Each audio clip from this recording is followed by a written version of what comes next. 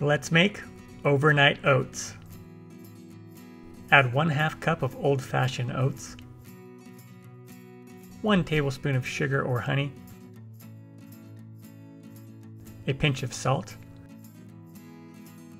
and 1/2 teaspoon of ground cinnamon to a jar and mix with a spoon or fork.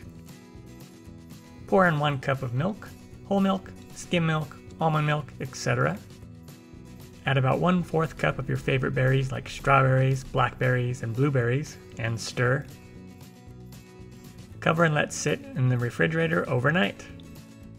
Give it a good stir, then top with fresh berries if desired. Enjoy!